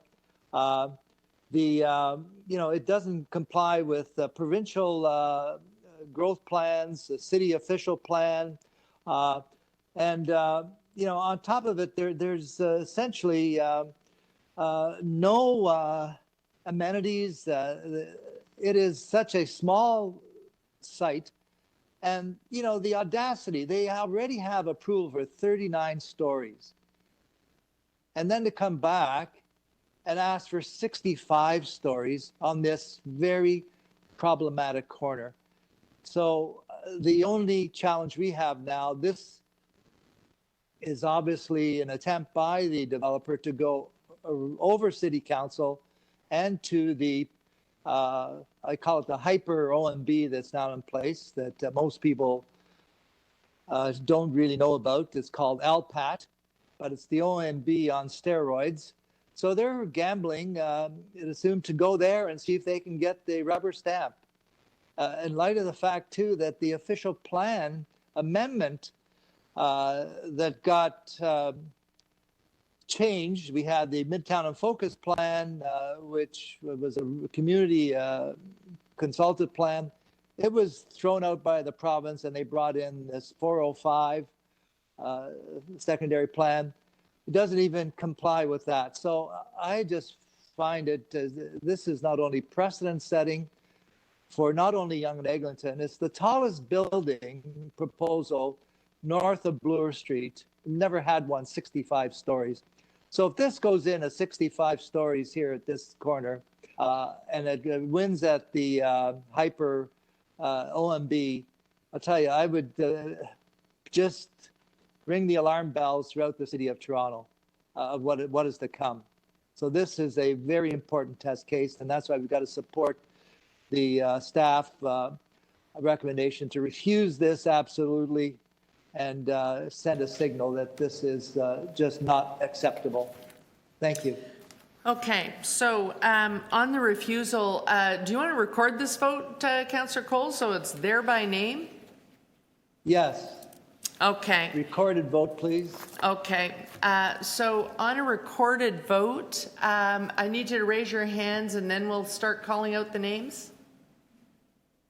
Okay, in favor of the refusal report, Councillor Cole, Deputy Mayor Min Wong, Councillor Fillion and Councillor Carroll. That carries unanimously. Okay. So councillors, I'm going to move on to item number 5. Item number 5 is in Councillor Robinson's area, and Councillor Robinson made my office aware that what she wants is that we move staff recommendations. This is item number 5, request for direction report, zoning bylaw amendment application 40 and 44 Broadway Avenue. Staff recommend to oppose the application at LPAT and continue discussion with the applicant. And Councillor Robinson would like us to move it, so I'll move that on her behalf. Are there any speakers to that? Seeing none, all in favor? Staff recommendations? Opposed? That is carried, also unanimously. We love to vote unanimously on refusals. I'm going to stick to the list of items that have speakers because they're all past their time. So we're going to jump to item number 11, therefore, which is item 1811 in Ward 18 is an encroachment appeal, ground sign at 170 Shepherd Avenue East. And I do have, that's in Councillor Fillion's Ward 18, and I do have one speaker. Is Mr. Chu here? Okay. Henry Chu, good morning. Good morning. Good morning. I can give you 5 minutes. Thank you. Go ahead. Yeah, the application is asking this community council to approve the pylon sign, which is proposed sitting on a landscape box, I would say. The property, it's about 100 feet wide, which was developed back in 2005. And the building was built, and then there's a road widening, which is about 3 meters that we dedicated and give it to the city. And at that time that we were allowed to have some landscaping and benches in front of the building, which was also built and been on that for, ever since the building was built. Now, there are new tenants coming in and going out, and then they're looking for a sign that easily would be seen, with perpendicular to the traffic. Now, right now there's a sign, and there's also 170 Shepherd. It's on the building, which is difficult to see because, like I said, it's parallel to the street, Shepherd Avenue East. So they were looking for a pylon sign which could have the 170 on it, a videograph on it, and also some of the tenants would be on that sign with a double exposure, one going eastbound and one going westbound on Shepherd Avenue East. So the ground sign is only about 7 feet wide by about 15 feet high, and which comply with the sign bylaw. But nevertheless, the land, it was belonged to this property in 15 years ago, and now it belongs to the city. So therefore, there's a encroachment agreement that we request. We get all the approval from the utility company and clearing all the underground services, and it's ready to go. Now, I guess the benefit, it's mainly to the tenant of the building. Right now, it's very difficult to get tenants in because of the pandemic. And on top of that, I guess like the visibility of the tenants, it's just not there. And I guess it has a benefit to the tenants and also letting the community know there are services available in this building. And the building area is about 25,000 square feet, and it's 5-story, and it has about 10 tenants. The owner of the property, Shingling Financial, it has a sign, a building sign, but also, again, it's parallel to Shepherd. It's not that visible. So from the marketing point, obviously, that they wanted to have all the tenants being exposed to the traffic on Shepherd. And the sign is relatively small, compared to the speed of traffic and also the volume of traffic flow on Shepherd Avenue East. The adjacent tenants, adjacent buildings and properties, it's going to a new development. I know some of them already have a application submitted, which is 166 Shepherd Avenue East and also 180 Shepherd Avenue East. So I guess like when the new building is up, you know, like the facade of the building would become less and less visible. So I guess this sign, it's going to help at least to give some exposure when people walking by or when vehicles are passing by. And that's what we are looking for. I think there's no adverse impact to the community. And of course, you know, when there's a road widening required, the planter box and also the sign would have to be removed. We realize that. And so that's what we were asking for. You know, as long as it's not going to be widened and the sign will be there. If it's going to be widened or some becomes an obstruction, yes, it will be removed. So that's what we were asking this community council to approve. Yeah, that's Okay. If you have any question, then I'm sure I would be able to answer it. Certainly. Thank you. That is your time for speaking. Are there any questions of the speaker? Seeing none. So thank you, Mr. Chu. We'll, I think, go to questions of staff possibly. Thank you for your comments. So are there any questions of staff on this? Seeing none. Councillor Fillion, this item is in your ward.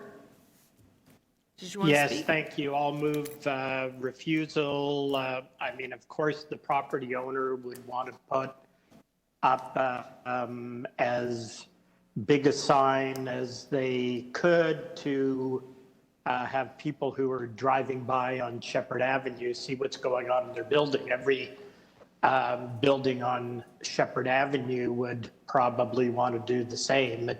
This sign doesn't conform with our bylaws.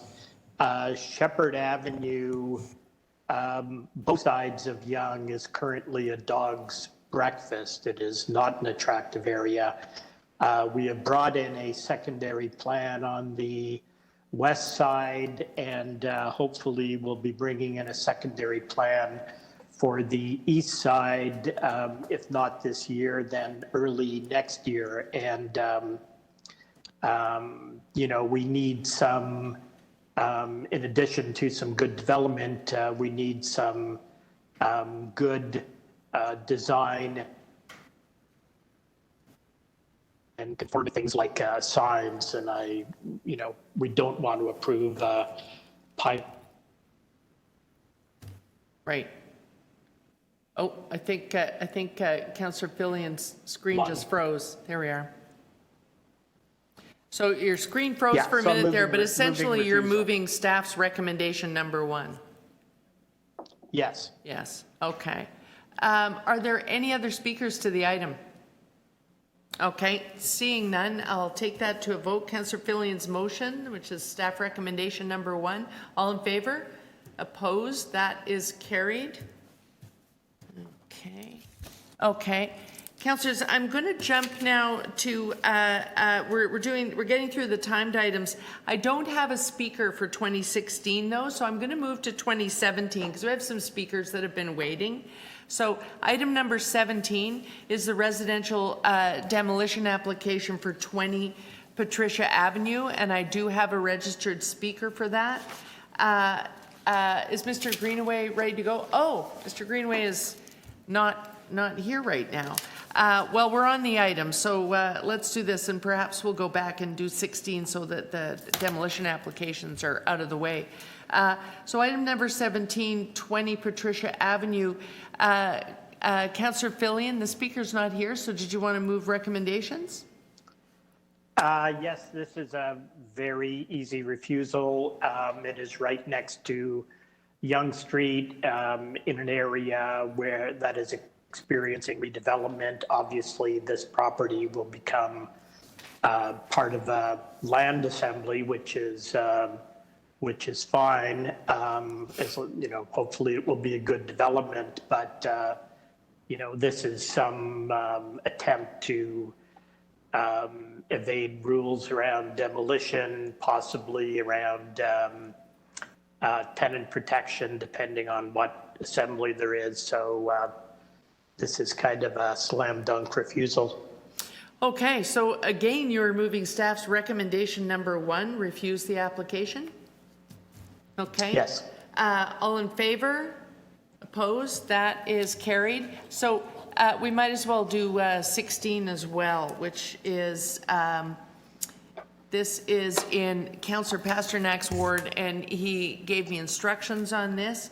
16 is residential demolition application 77 and 79 Plews Road and 38 and 40 Maniza Road. And Councillor Pasternak notified my office that what he would like is for us to move recommendation number 3, which is approval with all of the necessary conditions. Are there any speakers to that? That's okay.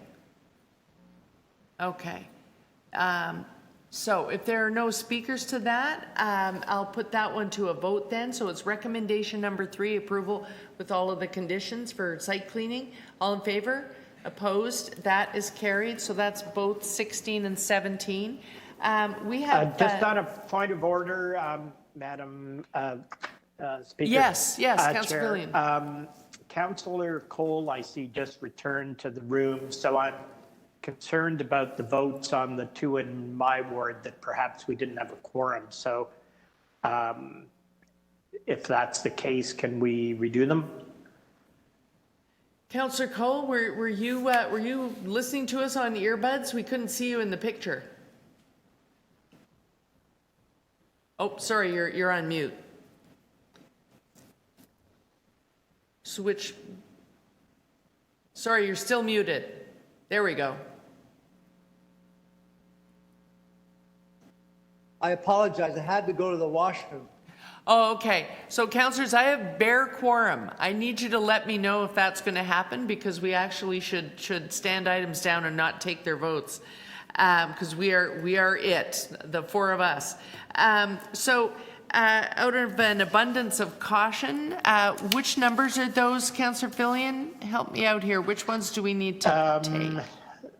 Good question. Number 11 for sure. Okay, 11 and 17. So 11 is the sign encroachment, and the councillor is moving staff's recommendation to deny the application.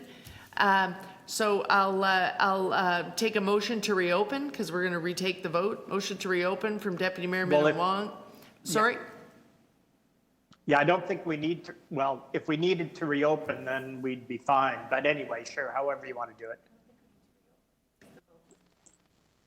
Yeah, you're quite right. If the vote is not valid, then I can skip that vote. Yeah, okay. I think it's just a retake of the vote. Okay, so on item number 11, all in favor? Opposed? That is carried, and now it truly is unanimous.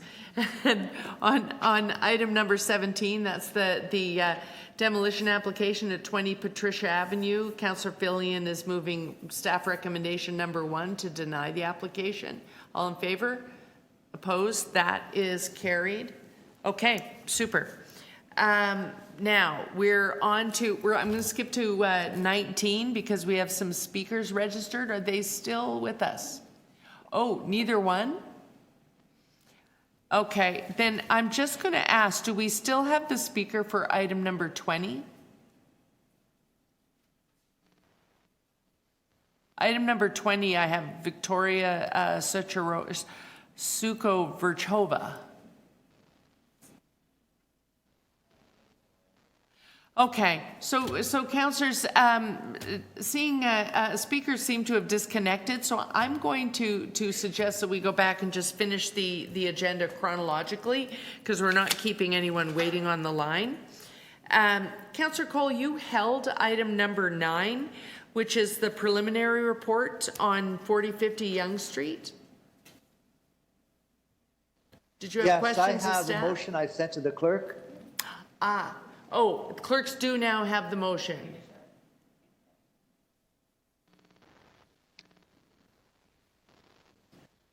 Yes, I move that one amend recommendations 2 by deleting 120 meters that should be and replacing it with 500 meters so that it reads as follows. Notice for the community consultation meeting be given to landowners and residents within 500 meters of the application site and to additional residents, institutions, and owners to be determined in consultation with the Ward 15 councillor with any additional mailing costs to be borne by the applicant. I'm just making this amendment because this site is on the border of Councillor Robinson's area. And so I know there's a lot of people in her ward on the east side that are interested in this application. And so I just want to make sure that they're captured in the mailing. It should got to be beyond 120, usually 120 meters to 500 meters. And to make sure Councillor Robinson is kept abreast, as I know she's interested in this application also. That's my amendment. Okay. So councillors, unless there are speakers to that amendment, all in favor of the amendment? Opposed? That is carried. And on the report itself, all in favor? Opposed? That is carried. Okay. Item number 12 is the assumption of services that I held that's in my ward. I have a quick question of staff and then it's a quick item.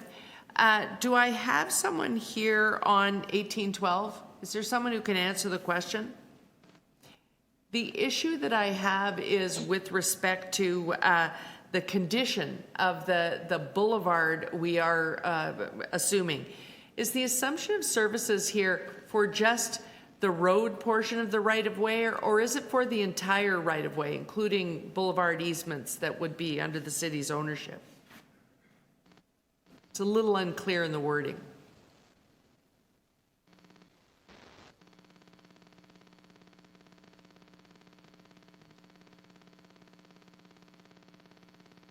Do we have staff on hand that can answer that? Oh, you're still on mute. Mr. Hanna, you're on mute still.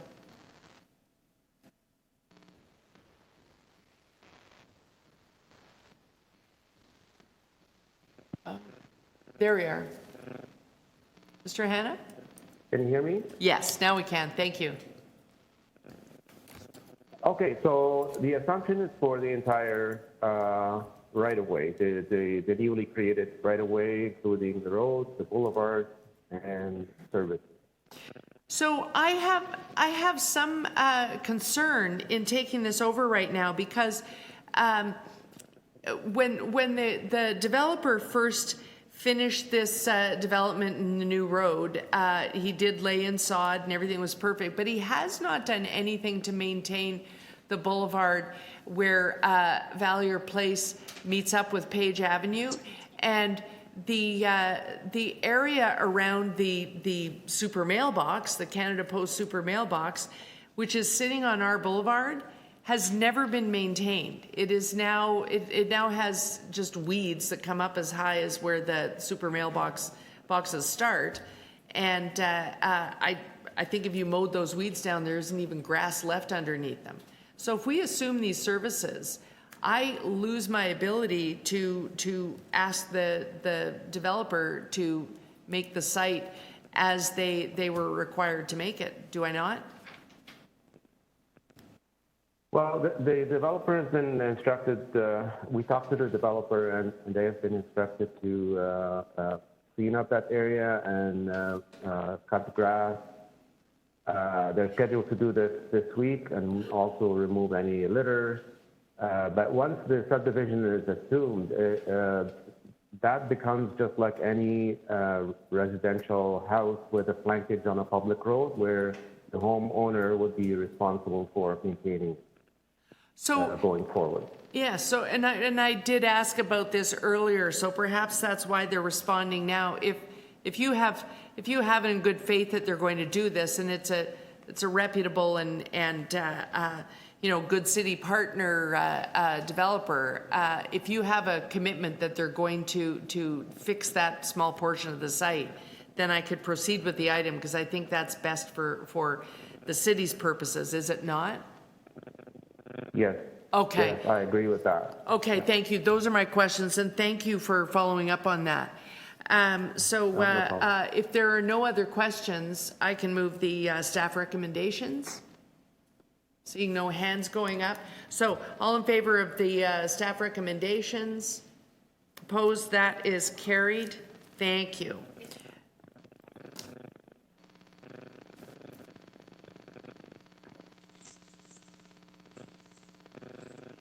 Deputy Mayor Minim Wong, we're not seeing you there.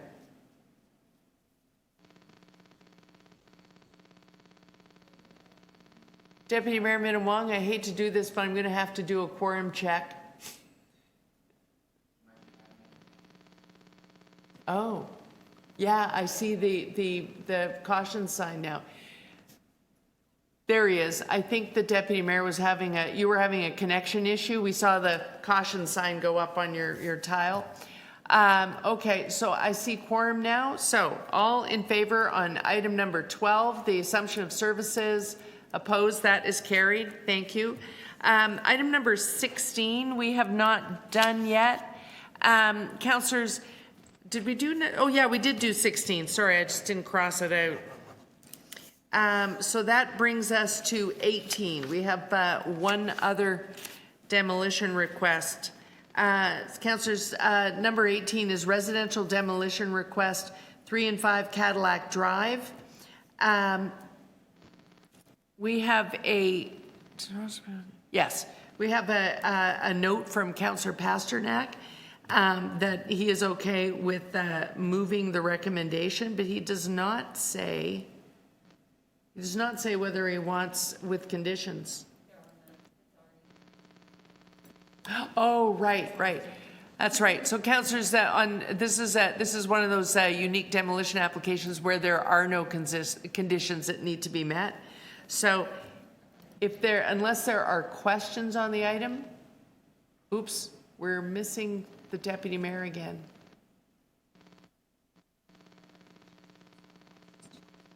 Right.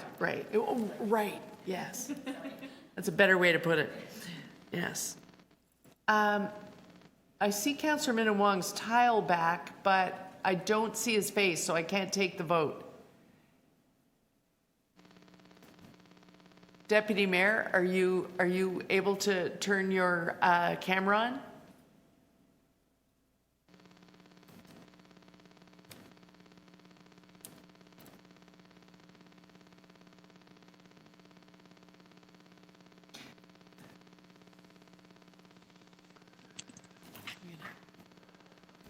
Maybe give him a minute. I'm actually.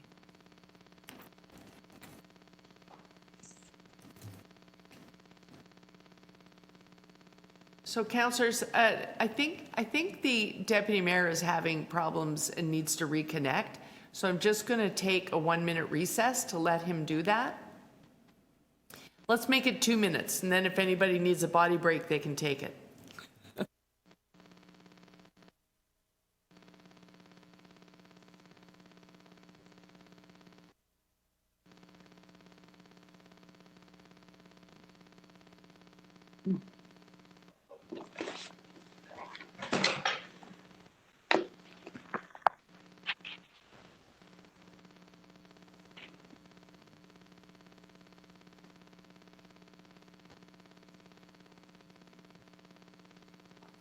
Councillor Pasternak, we're taking a brief recess. We'll be with you in 1 minute, and you're a sight for sore eyes. Hey, you're late. Where have you been? Yes, it was. He shows up now. It was a family medical issue, but all is good. I hope it's So, okay. Is I'm it not resolved, I hope? Is everybody all right?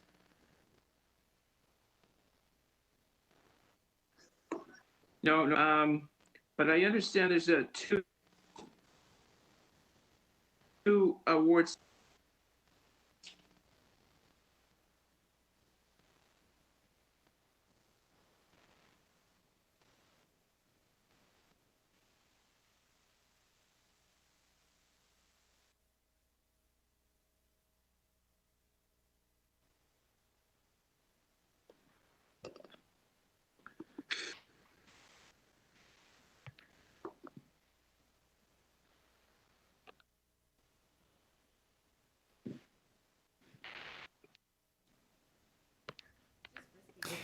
Okay, councillors, I said 2 minutes, and that's 2 minutes. I clocked it. So we do now have quorum. Deputy Mayor Minawong is still having a problem there, so we haven't got him visually, but we do have quorum now. Welcome, Councillor Pasternak. Yes, thank you, Madam. And your Vice Chair, ears must have, yes, your ears must have been ringing because we're on an item that is in your ward. Yes, is it 1818? That's right, we're at 1818, and I don't think there were any questions. Seeing no Okay. questions, did you want to speak to the item, Councillor Pasternak? I'll speak to the item just very, very quickly because it is a little unusual. So this is the site of a future hospice in Ward 6, and the proponents had bought a residential house that was then broken into, and people were living there, and then eventually a fire occurred, and the building has been it's not burnt down, but it's been gutted, and it's created a fairly dangerous situation in the neighborhood. So they have a full plan in front of the planning department that's on appeal, so they are going to build on the site. So what I'm asking Community Council to do is grant permission for demolition. Okay, are there any questions of the mover? Seeing none, I think we can proceed to a vote. All in favor? Opposed? That is carried. Okay. Councillors, on item number 19, I have a note from Councillor Robinson. Item number 19 is an application to remove a private tree at 214 Snowden Avenue. And we had speakers registered, but I believe they've disconnected. They're not with us. Yeah, they're not on the line anymore. And so Councillor Robinson made my office aware that she would like us to move the staff recommendations to refuse. Are there any questions regarding that or comments?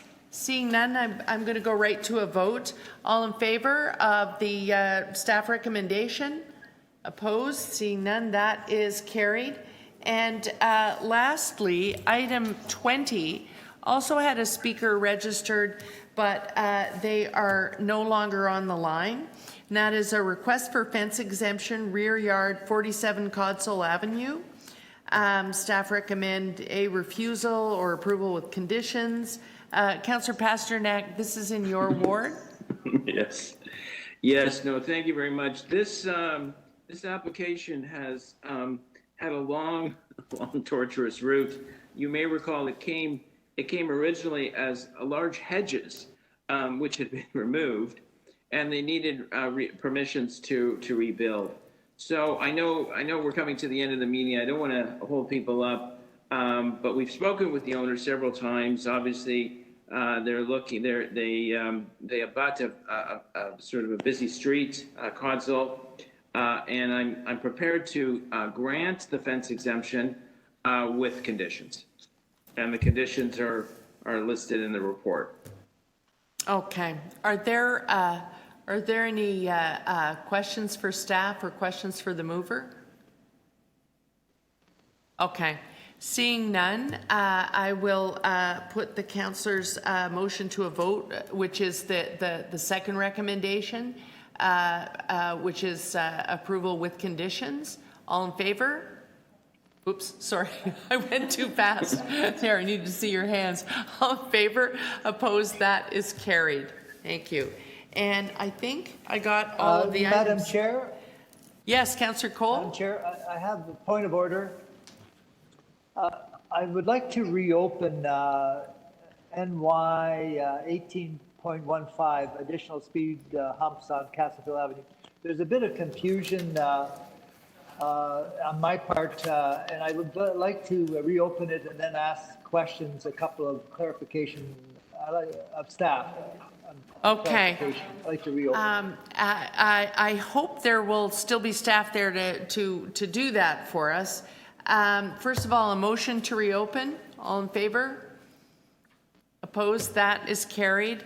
Are there staff still that can speak to the transportation item number 15, which is additional speed humps on Castlefield Avenue.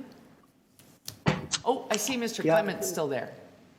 Okay, Yeah, so you and had questions, Councillor Mr. Cole? Clements, yes, he's the author of the report and really is very knowledgeable about this attempt to get 3 speed humps on Castlefield. So, Mr. Clements, what do we do here? Because as you know, this is started by the previous councillor. They've had a poll. They agreed and met the requirements for the poll, and now it's come back. Essentially, I think the local residents want the 3 speed humps, given it's right next to Allenby School, where we've had a lot of traffic issues on that road. What do we do to proceed with getting the 3 speed humps on Castlefield? It's asking them to do the poll. Through the chair, Councillor, staff are in support of installing the 3 additional speed humps. I imagine they would have been originally installed in 2001 when the existing speed humps on the street were installed, but we've since, I guess, refined our guidelines for speed hump installations. So staff are in support of installing these. Now, legal has told us we need to re-poll the street. We were under the assumption that we did not have to re-poll. We've been corrected, which is why the report was replaced yesterday. So staff are in support of it. Legal tells us that we need to re-poll the street. So that's what the staff report that was submitted indicates, directing a polling of residents. However, we have also advised your office that you do have the ability to have North York Community Council direct us to waive the polling requirements. So that is at your discretion. Staff report indicates that we can proceed with polling, but if we're directed to otherwise, we certainly will. So therefore, should I move recommendation 1 and 2, or just recommendation 1 to basically give you the authority to put in the speed humps? So Councillor Cole, if I can just intervene as chair, the advice I'm getting from clerks is that you would need to replace recommendation 1 with a motion that North York Community Council waive the requirement to poll your community. And they're typing that motion. So I need a separate motion to do that? Yes, they're typing that motion up right now because they're assuming that you're going to say those exact words. Yes, I appreciate that, and I appreciate staff's work on this. This back and forth, and then we got lawyers involved, and so, anyways, I appreciate the direction from Mr. Clement to getting the speed humps in there. That was a good I'll catch. move that motion once it's ready. Okay.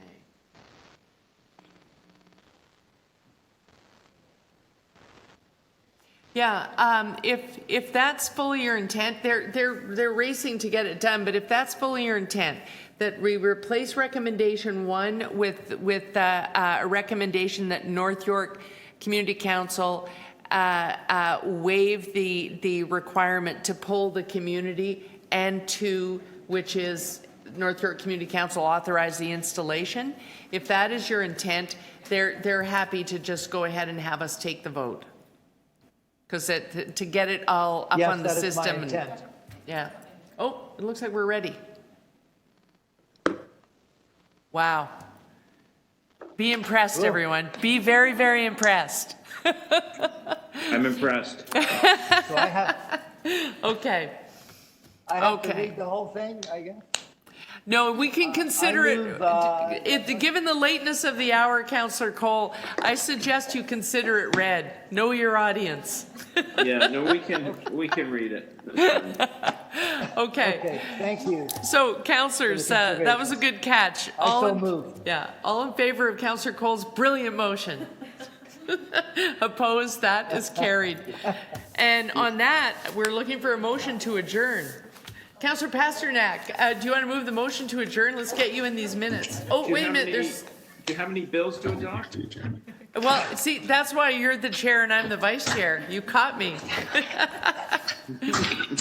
We do, and normally we share these around, but as it's remote, I'll simply read them out. that the North York Community Council pass and declare as a bylaw a confirmatory bill to confirm the legislative proceedings of the North York Community Council acting under delegated authority at meeting 18 on October 7th, 2020. All in favor? Opposed? That is carried.